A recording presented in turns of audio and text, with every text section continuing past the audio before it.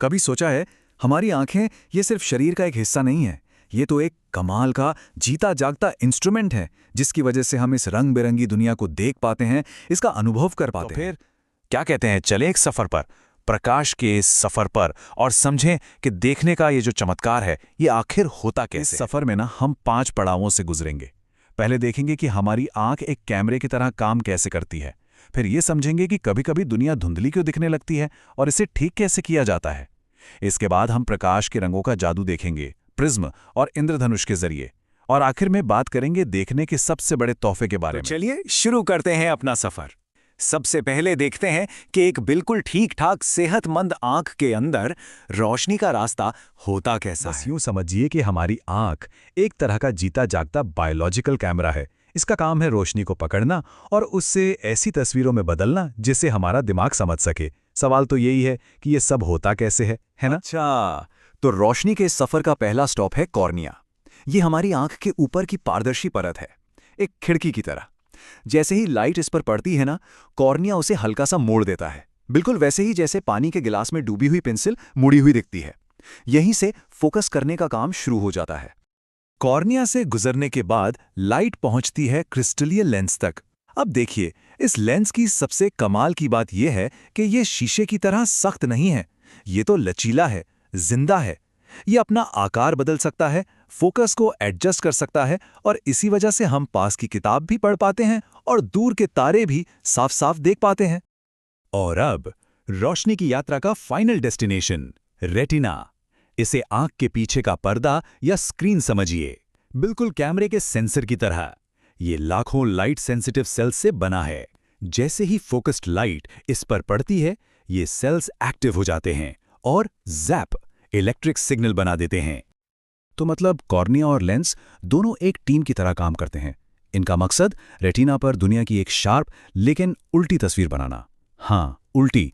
फिर हमारा कमाल का दिमाग इन इलेक्ट्रिक सिग्नल्स को पकड़ता है, तस्वीर को सीधा करता है और हमें वो दुनिया दिखाता है जिसे हम जानते पहचानते हैं। लेंस की ये जो फोकस बदलने की जादुई ताकत है ना, इसी को कहते हैं पावर ऑफ अकोमोडेशन या समंजन क्षमता। एक सेहतमंद आंख इसी की बदौलत करीब 25 सेंटीमीटर पास रखी चीज से लेकर अनंत दूरी तक, मतलब आसमान के तारों तक, सब कुछ एकदम साफ देख सकती है। लेकिन तब क्या होता है जब रोशनी का ये सफर ठीक रेटिना पर खत्म ना हो? बस यहीं हमारी कहानी में एक ट्विस्ट आता है और दुनिया धुंधली नजर आने लगती है। यहां पर 2 सबसे कॉमन परेशानियां सामने आती हैं, मायोपिया और हाइपरमेट्रोपिया। मायोपिया मतलब निकट दृष्टि दोष। इसमें क्या होता है, पास का तो सब चंगा सी, लेकिन दूर की चीजें धुंधली दिखती हैं। और हाइपरमेट्रोपिया यानी दूर दृष्टि दोष, इसमें ठीक इसका उल्टा होता है, दूर का साफ पर पास का धुंधला। पर ऐसा होता क्यों है? देखिए, मायोपिया में लाइट रेटिना तक पहुंचने से पहले ही फोकस हो जाती है, शॉर्ट पड़ जाती है। और हाइपरमेट्रोपिया में लाइट रेटिना के भी पीछे जाकर फोकस होती है, मतलब ओवरशूट कर जाती है। दोनों ही केस में नतीजा एक ही, रेटिना पर एक ब्लर इमेज। लेकिन अच्छी बात यह है कि पटरी से उतरी रोशनी की इस यात्रा को वापस ट्रैक पर लाने का हमारे पास एक बहुत ही सरल और शानदार तरीका है। चलिए देखते हैं कैसे लेंस इस फोकस को ठीक करते हैं। इसका लॉजिक बहुत सिंपल है। प्रॉब्लम मायोपिया यानी लाइट जल्दी फोकस हो रही है। सॉल्यूशन, एक कॉन्केव यानी अवतल लेंस लगा दो। ये लाइट को थोड़ा फैला देगा और फोकस पॉइंट खिसक कर वापस रेटिना पर आ जाएगा।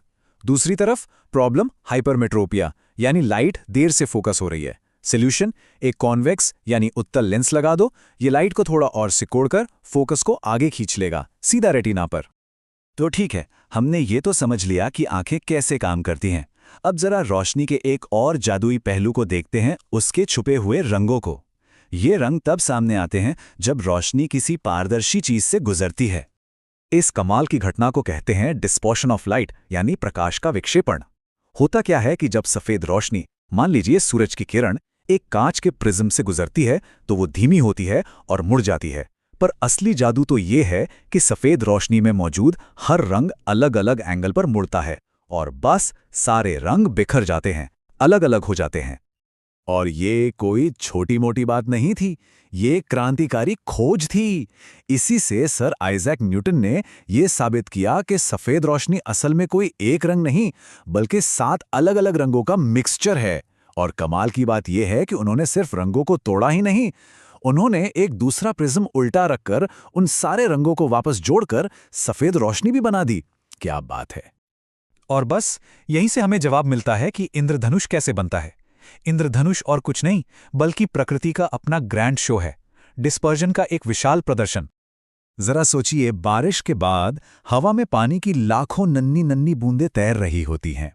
इनमें से हर एक बूंद एक छोटे से प्रिज्म की तरह काम करती है, और जब सूरज की रोशनी इन लाखों प्रिज्म से गुजरती है तो ये अपने 7 रंगों में बिखर जाती है और आसमान में एक खूबसूरत सतरंगी कमान बना देती है, जिसे हम इंद्रधनुष कहते हैं।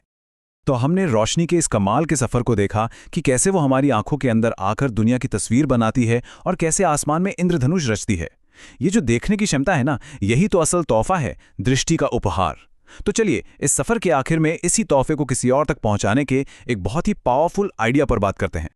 45 लाख, ये एक बहुत बड़ी और चौंकाने वाली संख्या है। दुनिया में करीब 45 लाख लोग सिर्फ कॉर्निया के खराब होने की वजह से देख नहीं पाते। ये एक ऐसी तकलीफ है जिसे नेत्रदान के जरिए ठीक किया जा सकता है। लेकिन यहां एक उम्मीद भी है। सिर्फ एक इंसान द्वारा दान की गई आंखें 4 लोगों की दुनिया में रोशनी वापस ला सकती हैं। सोचिए, एक तोहफा और 4 जिंदगियां रोशन। और पता है, दान करने की जो प्रक्रिया है वो बहुत ही सीधी और सरल है। उम्र क्या है, जेंडर क्या है, चश्मा लगता है या नहीं, इन सब बातों से कोई फर्क नहीं पड़ता।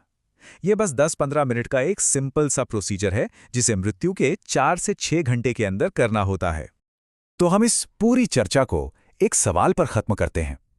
अगर हमारी आंखें हमें रोशनी के इस अद्भुत सफर का गवाह बनाती हैं, तो क्या उन्हें दान करना, इस तोहफे को, इस सफर को किसी और के लिए जारी रखने का सबसे खूबसूरत तरीका नहीं है?